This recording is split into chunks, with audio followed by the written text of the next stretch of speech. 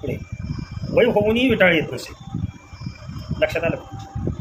तर त्याच्यावरती जालिम उपाय मी पुढे सांगतोय. 1 महिना जर हा उपाय केला तर तुम्हाला कुठल्याही प्रकारच्या गर्भाशयाविषयीच्या कोणत्याही अडचणी कधीच येणार नाही. कारण विटाळ जर नाही आला तर लक्षात ठेवा पुढं अपत्य होणं, आणि तोही विटाळ जर रेग्युलर येत नसेल, ब्लड फ्लो जो आहे तो जर व्यवस्थित होत नसेल आणि वेळच्या वेळेला जर येत नसेल, तर पुढं अपत्याचा फार मोठा प्रॉब्लेम निर्माण होतो. आमच्या संत सोयराबाईवर का संत चोकोबांची पत्नी एका अभंगामध्ये त्यांच्या सरळ अगदी धडक बोलतात. मी पुराव्याशिवाय बोलत नाही म्हणून सांगतोय.